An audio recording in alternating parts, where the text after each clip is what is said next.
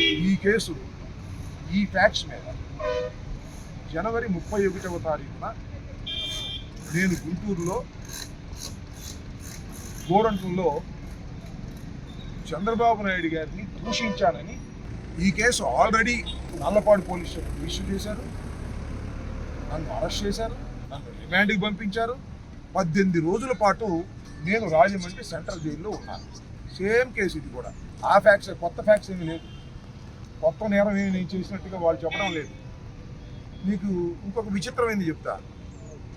36 కేసులు ఇంతకుముందు రిజిస్టర్ చేశారు. Same facts. 31వ తారీఖున నారా చంద్రబాబు నాయుడు గారిని అంబటి రాంబాబు తిట్టాడు.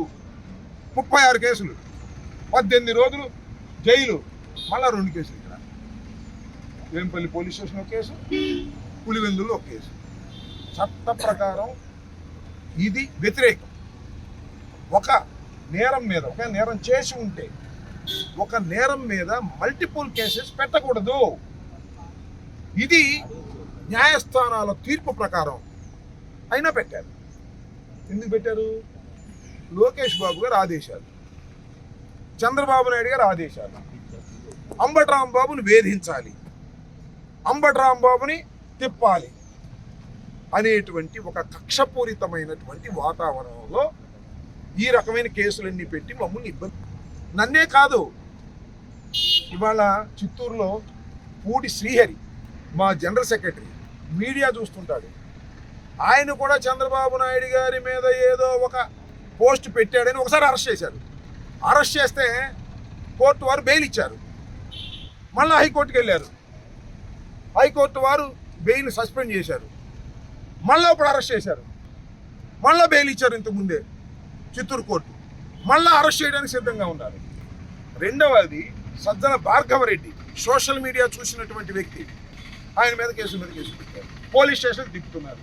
ఇన్వెస్టిగేషన్ పేరు మీద ప్రశ్నలు అడుగుతారు. పిచ్చి ప్రశ్నలు, అన్ని పిచ్చి ప్రశ్నలే అడుగుతారు. గంటల తరబడి కూర్చోబెడతారు. మేము భయపడాలి, మేము భయపడతాం అని అడుగుతా ఉన్నా. రాజశేఖర రెడ్డి వారసులం, జగన్మోహన్ రెడ్డి వెంట నడుస్తున్న వాళ్ళం. ఇలాంటి ఉడత ఊపులకు భయపడటానికి నేను కానీ, భార్గవరెడ్డి కానీ, మా సోషల్ మీడియా యాక్టివిస్టులు కానీ, మా కార్యకర్తలు కానీ సిద్ధంగా లేరు. గుర్తుపెట్టుకో చంద్రబాబు నాయుడు గారు, లోకేష్ గారు అని ఈ సందర్భంగా చెప్పదలుచుకున్నారు. ఆంధ్రజ్యోతి రాధాకృష్ణ మమ్మల్ని ఇష్టం వచ్చినట్టుగా జగన్మోహన్ రెడ్డి గారు చెప్తేనంట మా భార్యల్ని చెల్లెళ్ళుగా భావించి వారికి పెళ్లి సంబంధాలు చూస్తామని చెప్పాడు టీవీలో. దాని మీద 175 పోలీస్ స్టేషన్స్లో మేము కంప్లైంట్ ఇచ్చాం. కేసు రిజిస్టర్ చేశారా? చేయరు. మా మీద అయితే అనకపోయినా కేసులు రిజిస్టర్ చేస్తారు, పోలీస్ స్టేషన్లకు తిప్పుతారు.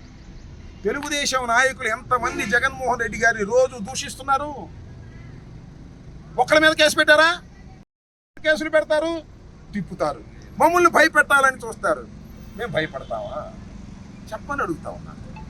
అంటే ఏమండి చంద్రబాబు నాయుడు గారు, లోకేష్ గారు, ఏమండి డీజీపీ గారు, వాళ్ళకు ఒక ఐపీసీ, మాకు ఐపీసీ ఉందా? 2 ఐపీసీలు ఉన్నాయి. ఇండియన్ పీనల్ కోడ్స్, దాని బిఎన్ఎస్ఎస్గా మార్చారు. వాళ్ళు నేరాలు చేస్తే కేసులు రిజిస్టర్ చేయరు, మేము నేరాలు చేయకపోయినా కేసులు రిజిస్టర్ చేస్తారు.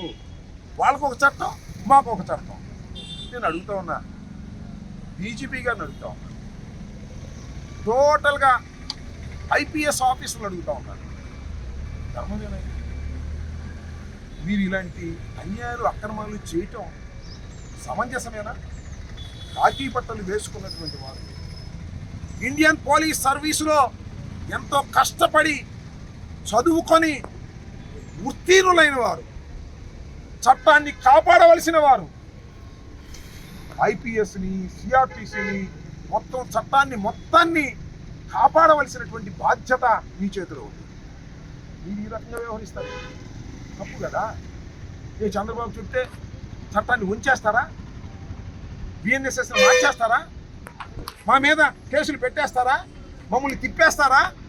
వాళ్ళు తిడితే మాత్రం వాళ్ళ మీద కేసులు పెట్టరా? వాళ్ళు దూషిస్తే మాత్రం వాళ్ళని జాగ్రత్తగా చూసుకుంటారా?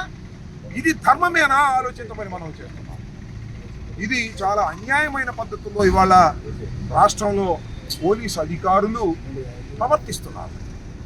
వాళ్ళు కూడా ప్రెషర్ ఉంది, చంద్రబాబు నాయుడు గారి ప్రెషరు, అదేవిధంగా లోకేష్ ప్రజెంట్ అది చంద్రబాబు నాయుడు ఆయన ప్రజలు అంతా లోకేష్ గారే చూసుకుంటున్నారు. ఎందుకంటే డీఫాక్టో సీఎంగా ఇలాంటి అకృత్యాలన్నీ లోకేష్ గారి నాయకత్వంలోనే జరపాలని నిర్ణయించుకున్నట్టుగా ఉన్నారు. ఇది ధర్మమేనా? కాకి దుస్తులు వేసుకున్నటువంటి ఐపీఎస్ ఆఫీసర్లు, డిఎస్పీ, అదేవిధంగా ఎస్పీలు, సిఐల్ని నేను ప్రశ్నిస్తున్నా. మీరు మా ప్రభుత్వంలోనూ పనిచేయాలి, వాళ్ళ ప్రభుత్వంలోనూ పనిచేయాలి.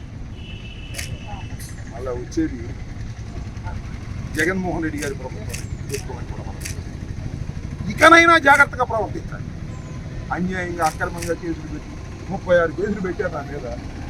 మళ్ళీ 2 కేసులు ఇక్కడ, మళ్ళీ పులివెందులు వచ్చాను, తిరుగుతాను, ధైర్యంగా పోరాడతాను. దేన్ని లెక్క చేయం రాసుకోండి. నేను అప్పుడు చెప్పా, ఇప్పుడు చెప్పా, లోకేష్ రెడ్ బుక్ నా కుక్క కూడా లెక్క చేయదని చెప్పా. మళ్ళా ఐఎమ్ రీటరేటింగ్, లోకేష్ పెట్టే కేసులు, లోకేష్ చేసే దాడులు కుక్క కూడా లెక్క చేయదు. ధైర్యంగా పోరాడతాం, అవసరమైతే ప్రాణాలకు తెగించి పోరాడతాం. గుర్తుపెట్టుకోండి, వైఎస్ఆర్ కాంగ్రెస్ పార్టీ కార్యకర్తలందరూ కూడా రాటు తేలుతున్నారు. అవసరమైతే జైళ్లు నింపేస్తాం. గుర్తుపెట్టుకోమని మనం చెప్తాం. కేసులు పెడితే న్యాయస్థానాల్లో ఎదుర్కొంటాం, ధైర్యంగా ముందుకు సాగుతాం. ఇలాంటి పిచ్చి పిచ్చి వేషాలు వేసి వైఎస్ఆర్ కాంగ్రెస్ పార్టీ కార్యకర్తల్ని అణచాలని, భయపెట్టాలని ప్రయత్నం చేసేటటువంటి ఈ కూటమి ప్రభుత్వం బుద్ధి తెచ్చుకోండి. ఇక్కడైనా ఇంకా 3 సంవత్సరాలు మీరు పరిపాలించాలి, భగవంతుడు దయతలిస్తే.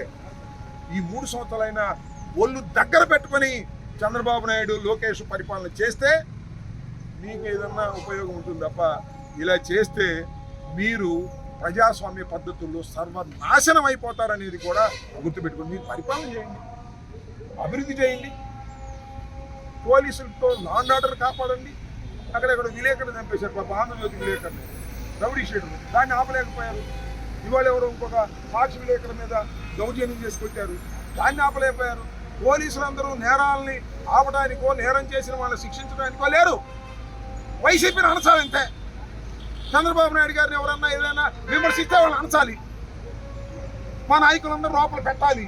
ప్రజాస్వామ్య పద్ధతుల్లో సర్వనాశనం అయిపోతారనేది కూడా గుర్తుపెట్టుకుని మీరు పరిపాలన చేయండి, అభివృద్ధి చేయండి, పోలీసులతో ఆర్డర్ కాపాడండి.